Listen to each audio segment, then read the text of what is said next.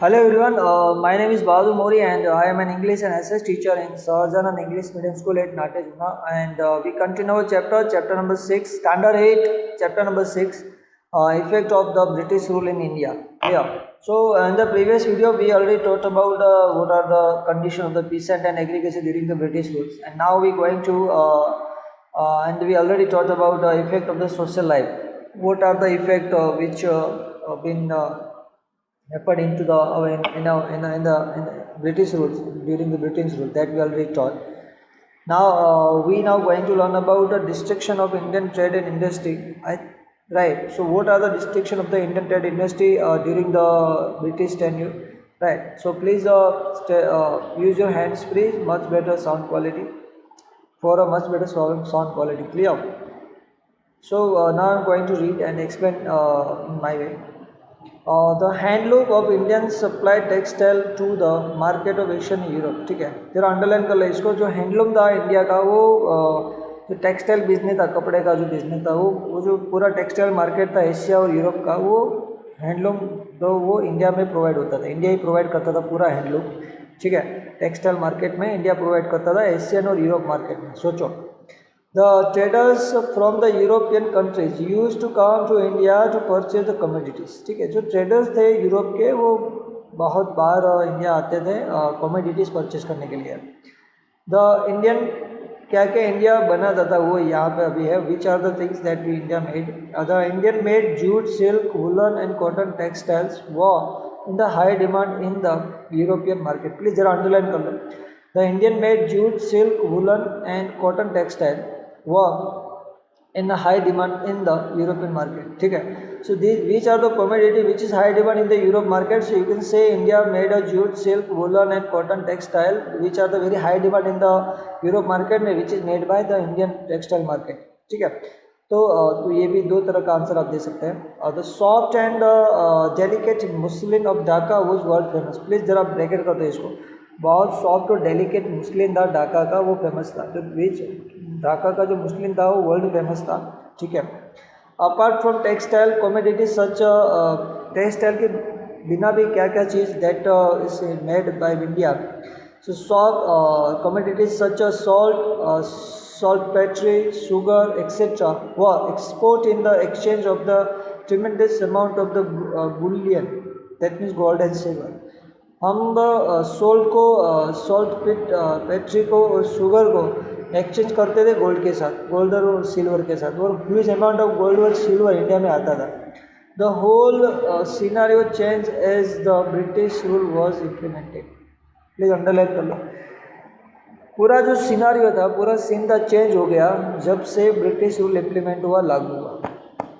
The flow of Boolean that means gold and silver got reversed. तो जो gold and silver का जो flow था वो रिवर्स होने लगा. जो इंडिया की तरफ आने लगा था वो जाने लगा ब्रिटेन की तरफ. In the beginning of the industrial revolution the British took 500 crore rupees as per today's standard only from the Bengal during their rule. सोचो, उन लोगों के टाइम पे 500 crore rupees they took from the Bengal प्रांत, बंगाल रीजन. सिर्फ बंगाल प्रांत में, बंगाल रीजन में 500 करोड़ रुपये वो लोग ले गए. That means they took through the business के द्वारा उन लोगों ने 500 करोड़ की कमाई की. और वो 500 करोड़ रुपीज़ दे पर टुडे स्टैंडर्ड. अब देख कैलकुलेशन कर लो what kind of amount that was Bengal during their rules. Just imagine the wealth the British would have accumulated from the whole country. तो आप इमेज कर लो कि पूरी कंट्री में से ब्रिटिशर ने कितना पैसा कमाया होगा. We have no idea, right. So then with the help of the raw materials produce in India and the money collected from India, the business and industries in England prosperity. India का जो material था, raw material था, उसकी production की वजह से और India का जो मनी वो इंडिया से कलेक्ट कर रहा था. ठीक है, वो सारे इंडिया से हो रहा था. और जो इंडिया का जो इंडस्ट्रियल बिजनेस था वो इंडिया में सब कुछ करके इंडिया के पैसे से, इंडिया के रॉ मटेरियल से और इंडिया के पीपल से पूरी मनी को कलेक्ट करके वो जो मिल्स थी इंग्लैंड की और इंग्लैंड का जो इंडस्ट्रियल था उसको प्रोस्पेर करने लगे, उसको धनवान करने लगे, उसको आगे बढ़ाने लगे. There mill started the progressing, तो जो ब्रिटिश की मिल्स थी वो प्रोग्रेस होने लगी बहुत ज़्यादा.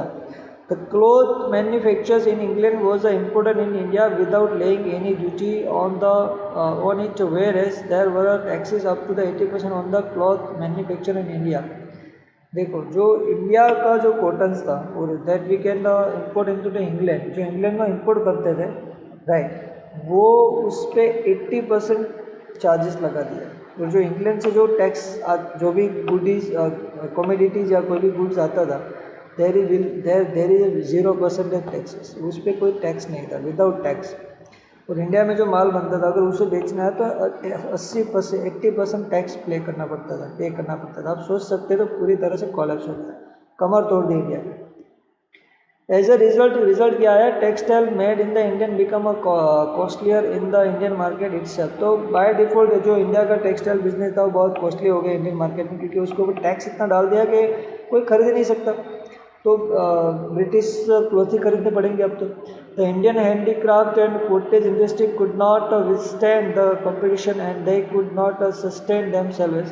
तो इसी की वजह से जो कॉटन इंडस्ट्री था और जो दूसरे कॉटेज इंडस्ट्री थे वो टिक नहीं पाए और पूरी तरह से कॉलेप्स हो गए.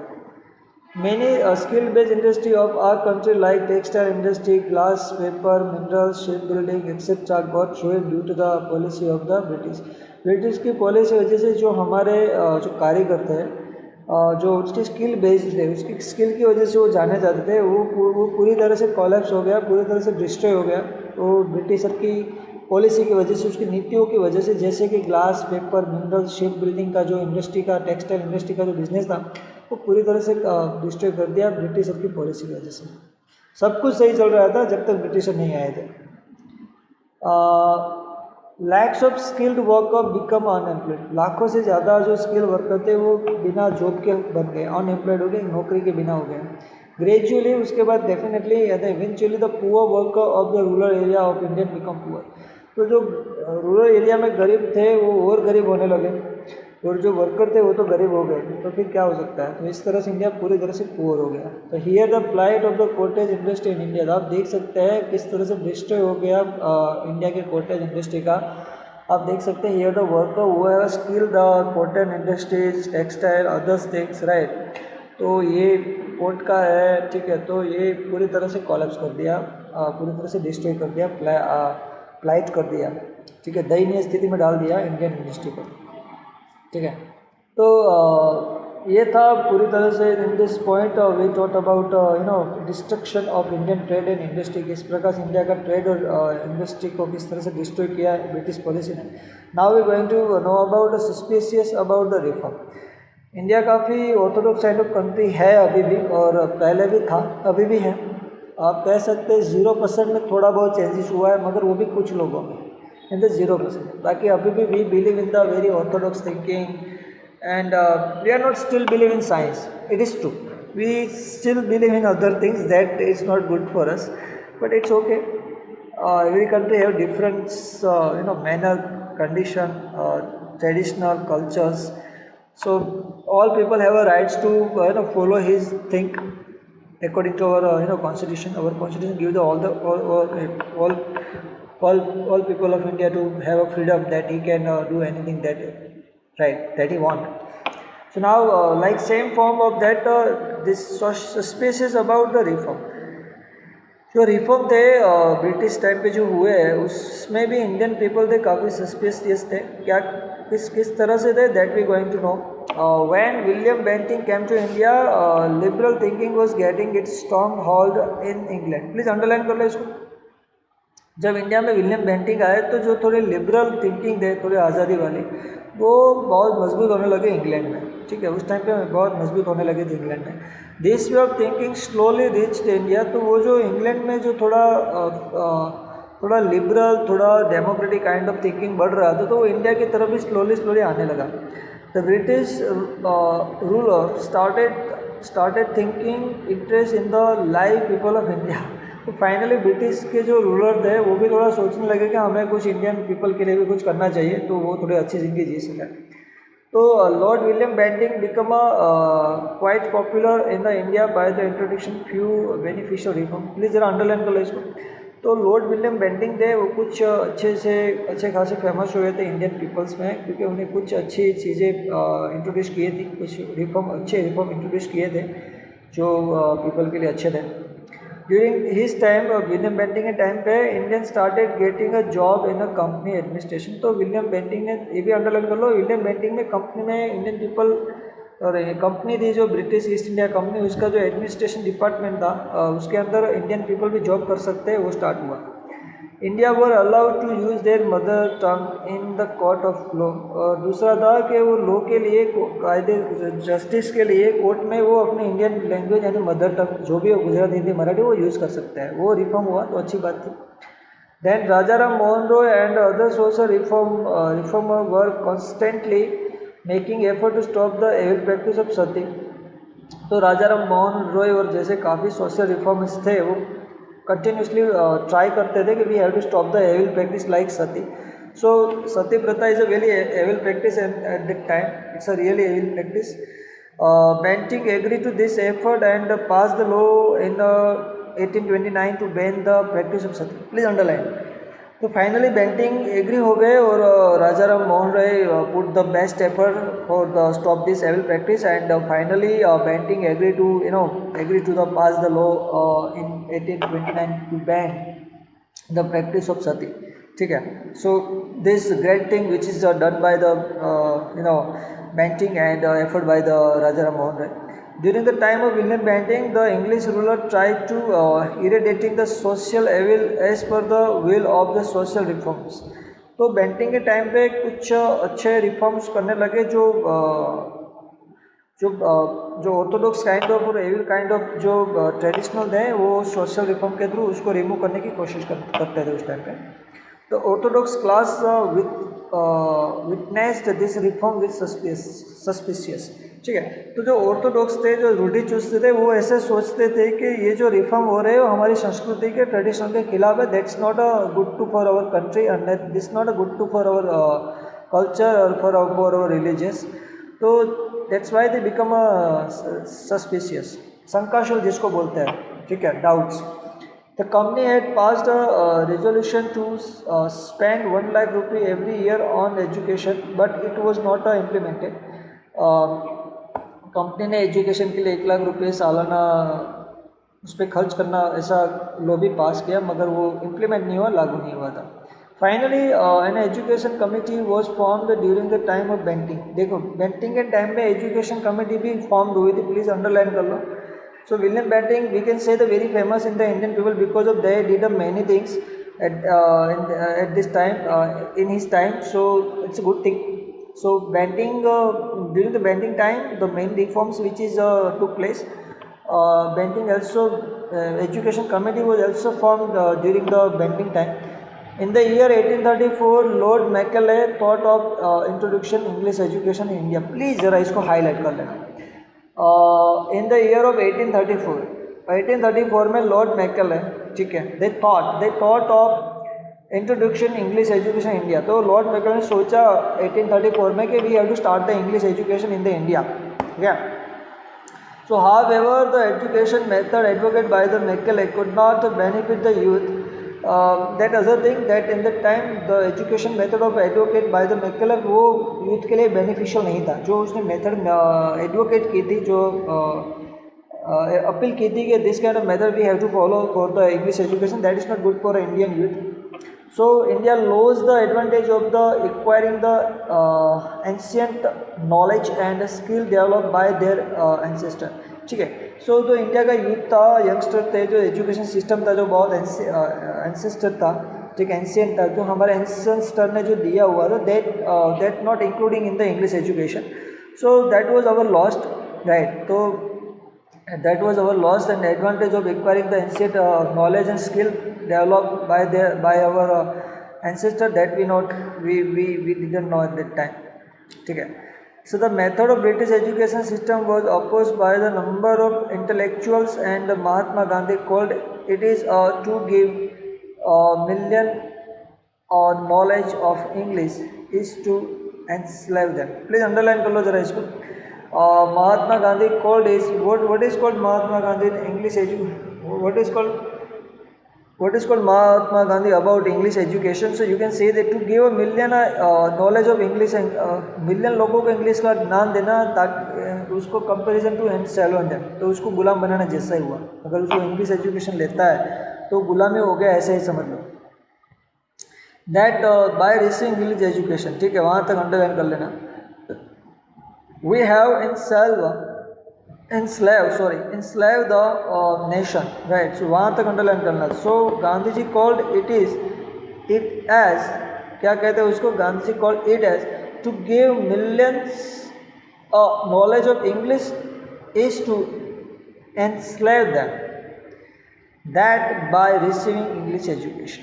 ठीक है, ये गांधी जी कहते हैं.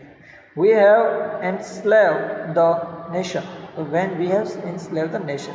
लेटर 3 यूनिवर्सिटी, उसके बाद क्या हुआ प्लीज़ ज़रा, 3 university was establish in 1857. Please underline कर लो. इन द 1857 में 3 यूनिवर्सिटी एस्टेब्लिश हुई. देखो व्हेन वाज द